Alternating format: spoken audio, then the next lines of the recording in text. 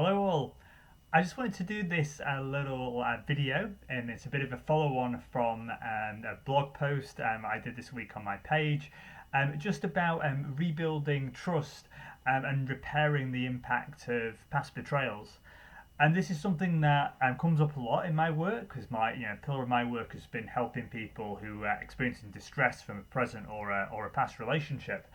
And so, in this sense, there's a few different angles to this. Okay, so this could be someone has just experienced betrayal in the past. Maybe it's from a romantic partner or from their primary caregivers, and in this case, the cliche thing would be that the person's like rebuilding. I say rebuilding their own foundations and trying to get a new trusting relationship with themselves. So they're learning. They've somehow been taught to turn off intuition, so to speak.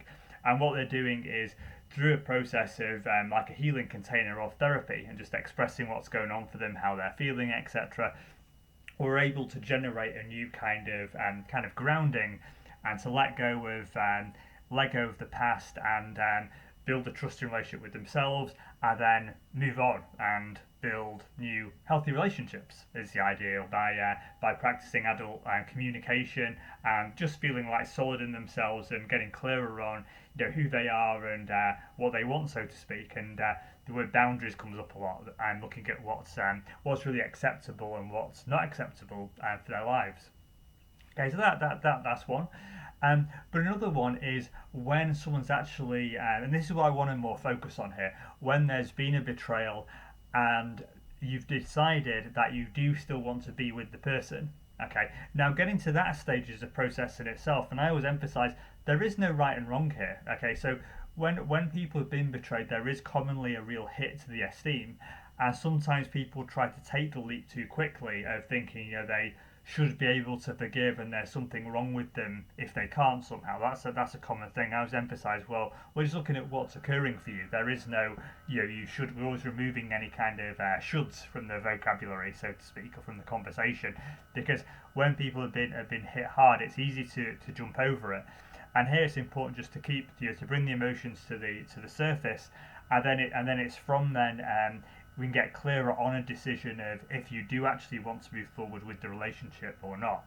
Okay, so I did want to just set out that long background before, but here, if you got to that space of that you do want to make things work, then what we're looking at is creating what we call sometimes an H-shaped relationship. This is when two people are grounded in themselves. They know who they are and what they want, and they have an idea of where they want a vision of the relationship to, where they want the relationship to maybe go, and some idea of what's acceptable and what's not acceptable for them. And presumably this action and maybe the cheating or whatever it was, and the betrayal was like, this isn't acceptable. This has no place. This has no place in the future. And this can be where it's kind of like building. I would say it's like building new foundations of a house. You're really getting into the real getting into the foundations and it's real like step by step and basics. And what I find here is this experience we sometimes call the walking over broken glass experience. And this can be where what I find commonly happens. There can be requests that maybe wouldn't really happen if this hadn't occurred. It wouldn't happen if things are just going all right between the two of you, and also the other person won't necessarily say yes to these requests under usual circumstances. But I've noticed it with clients, for example, and maybe like a request that from now on for a period of time you want to be able to check the other person's phone, let's say, for example. Now, under usual circumstances, maybe you just wouldn't do this. It just would be like too intrusive or too strange. But here, this is whereas and both people have to be as honest as possible here. These kind of requests are more maybe likely, and then the other person who's committed the betrayal, they have to decide, well, am I willing to do this or not? They also have to want to go through this walking over broken glass experience to regain the trust, and then hopefully to move on to something something better and brighter. So So in this circumstance, I quite often end up seeing the person who's been betrayed first, and there because that's often a point where as they go through their own, call like a bit of a reconfiguring. You know, they're like feeling what's going on and actually deciding what it is they really want to happen. And whether that experience happens in therapy or whether they've gone through it before, but that's there's a process there that's important for the person who's been betrayed to go through, like a bit of a really dealing with all what this has done. There's usually was like quite a lot of anger sometimes, even sometimes going to more very strong anger, obviously like hurt, was like disappointment, etc. And then from then by holding those emotions, that's where something can blossom and grow from that space as an idea of the more communication we're speaking out there to the other person about and to the therapist maybe about what it is we want to create, if it is just moving on, or if it is trying to giving things another go and trying to create a relationship we would say is more of an H-shaped relationship.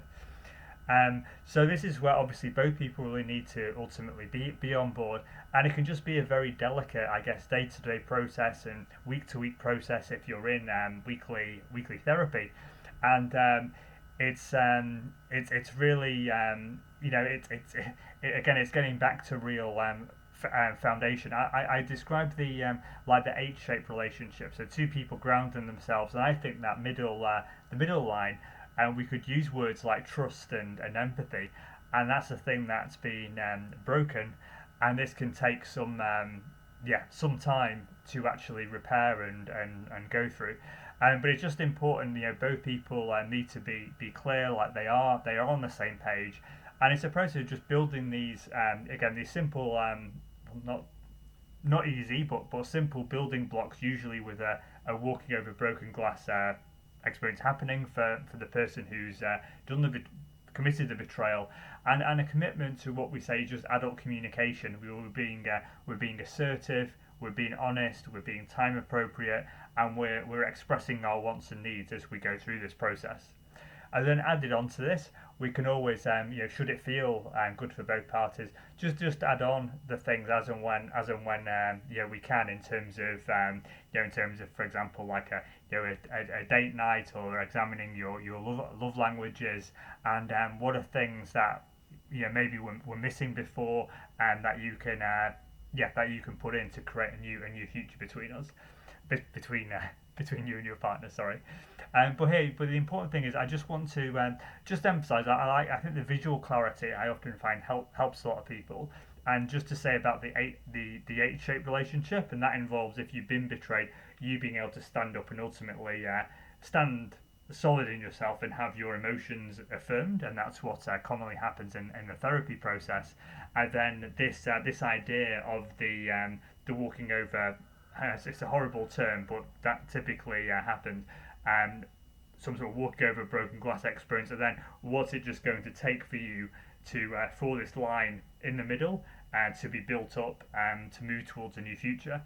And I find for the person who's been betrayed, because obviously it's there's that reconfiguring space. I really want to emphasize that, and before deciding that you want to be in the relationship, like knowing your intuition is actually switched on, because people, they usually have a thing, well, I don't want to be with a cheater. So has the person just cheated and committed a betrayal, or is this part of, are they likely to do this again? And this is where it's important to really dig in and really be able to feel and just be honest with yourself as well as the other person. Can you forgive? Do you want to forgive? Do you really want to give this another go? And remember that there is no taking away any kind of pressure from that. You're just being an adult and making your own informed decision as well as possible.